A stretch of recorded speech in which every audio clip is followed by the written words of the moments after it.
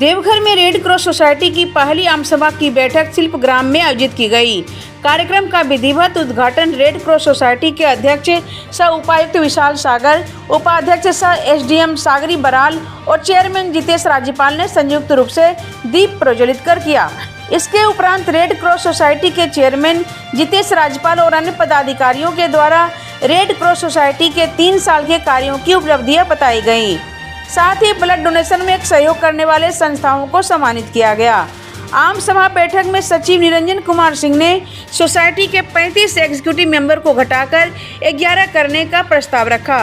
वहीं इस प्रस्ताव का विरोध vice patron Tarachand Jain, executive member Nunu Jha, Mayank राय और सुधांशु बर्नवाल ने किया। साथ ही कहा कि रेड क्रॉस सोसाइटी का चेयरमैन जितेश राजीपाल अपना मनमानी चलाना चाहते हैं, इसलिए वे एग्जीक्यूटिव मेंबर की संख्या को सीमित करना चाहते हैं, जिससे वे पीछे के रास्ते से सदैव चेयरमैन बने रहें। वहीं रेड क्रॉस सोसाइटी के अध्यक्ष सह उपायुक्त विशाल सागर ने कहा कि रेड क्रॉस सोसाइटी का जल्द आम चुनाव करवाया जाएगा। इस कार्यक्रम में मुख्य रूप से सचिव निरंजन कुमार सिंह, कोषाध्यक्ष राजकुमार बर्नवाल सहित रेड क्रॉस सोसाइटी के सैकड़ों सदस्य शामिल हुए। आम सभा किसी कारण से नहीं हो पाई है, लेकिन मेरे ज्वाइन करने के बाद में हम लोगों ने ये निर्णय लिया था कि आम सभा हम लोग करवाएंगे। पहले एक तिथि निर्धारित की गई थी, चुनाव के कारण आम निर्वाचन चुनाव के कारण हम लोग उसको नहीं करवा पाए, लेकिन अब जैसे ही चुनाव से फ्री हुए तो हम लोगों ने ये निर्धारित किया। कितने दिन के लिए कार्यकाल आगे बढ़ा है जिन लोग का, जैसे अब चुनाव अभी हम लोग जल्द से जल्द चुनाव करवाएंगे, तो उस पर कोई ऐसा निर्णय नहीं है कि कितने दिन के लिए कार्यकाल आगे बढ़ाया जा रहा है, बट हमारा प्रयास है कि जल्द से जल्द चुनाव हो जाएगा।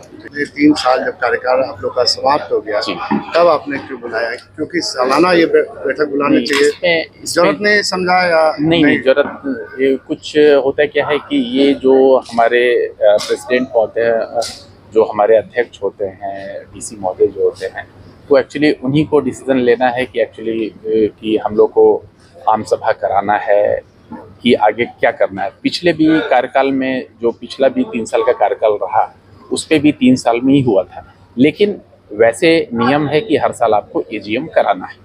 तो हम लोग अब ये अगले जो भी आएंगे, जो भी कार्यकाल जो नए जो ये एग्जीक्यूटिव आएंगे, वो लोग से मैं जस्ट ये करूँगा कि हर साल ये एजीएम हो और सब लोगों को बुलाएं। एग्जीक्यूटिव मेंबर घटाने की बात आ रही है, घटना चाहिए या बढ़ना? एग्जीक्यूटिव मेंबर देखिए, अगर अभी चर्चा हुई, कुछ बायलॉज पे बात हुई, कुछ लोगों की बात हुई, कुछ बहुत तरह का सजेशन आया इस पे 35 कार्यकारिणी एक ऐसा ये है कि सबसे ज़्यादा मतलब होता नहीं है कि 35 कार्यकारिणी की टीम होती है, 10 से 12 की ही टीम होती है। लेकिन अगर सभी लोगों का अगर ये होगा तो उपायुक्त महोदय से बात करके इस पर डिसीजन लिया जाएगा कि कितने कार्यकारिणी पर अपने को वोटिंग कराना है या कितने कार्यकारिणी के ऊपर जो है अपने ये चुनाव होना है। ये फाइनली उपायुक्त महोदय को ही डिसीजन लेना है। तो हम लोग जो है एक कमिंग जो मीटिंग होगा ये उपायुक्त महोदय के साथ, तो हम लोग उस पर डिसीजन ले लेंगे कि कैसे आगे की चुनाव की प्रक्रिया क्या होगी। एग्जीक्यूटिव मेंबर घटाने की बात आ रही है। देखिए, एग्जीक्यूटिव मेंबर घटाने की बात की मैं सहमत नहीं हूँ। मैं सहमत इसलिए नहीं हूँ कि जब ये परसेंटेज की बात आएगी, देखिए हर आदमी अपने अपने काम में व्यस्त है। आज लोग नाम के चलते, मंच पर आने के चलते, अपने नाम के चलते आ जाता है, लेकिन हमने जीवन में काम किया है, हम लोग काम पर विश्वास करते हैं। तो काम करने वाले कितने आदमी समर्थित डिवोटी होते हैं?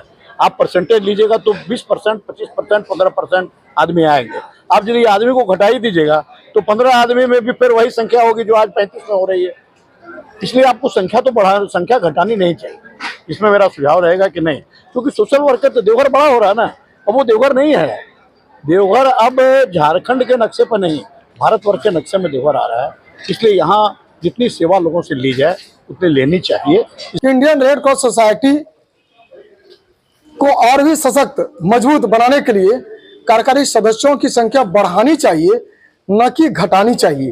कुछ पदाधिकारी निजी स्वार्थ भावना में ग्रसित होकर Indian red cross society Deoghar शाखा के कार्यकारिणी सदस्यों की संख्या घटाना चाहते हैं, ताकि यह सोसाइटी उनका पैकेट का सोसाइटी बनकर रह सके।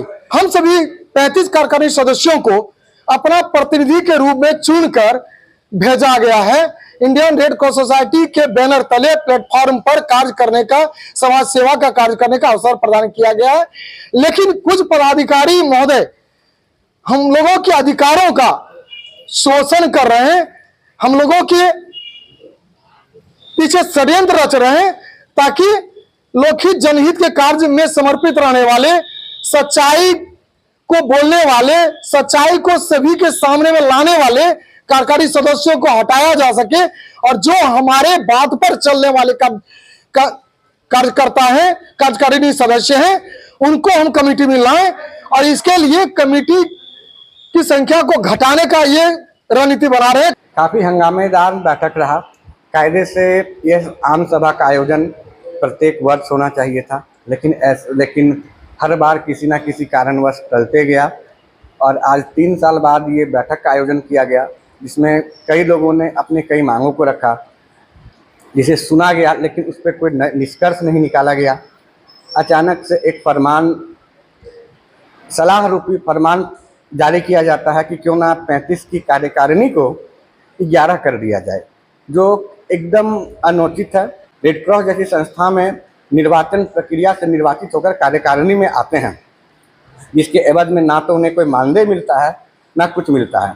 उद्देश्य एक ही रहता है कि कैसे अपने देवघर को सामाजिक कार्यों में एक उचित स्थान दिलाया जा सके, और वैसे लोगों को छटनी करके 11 की कार्यकारिणी का गठन करना एकदम अनैतिक है, और इसका हम सभी कार्यकारिणी, पूरे आजीवन सदस्य, सभी लोगों ने जोरदार विरोध किया।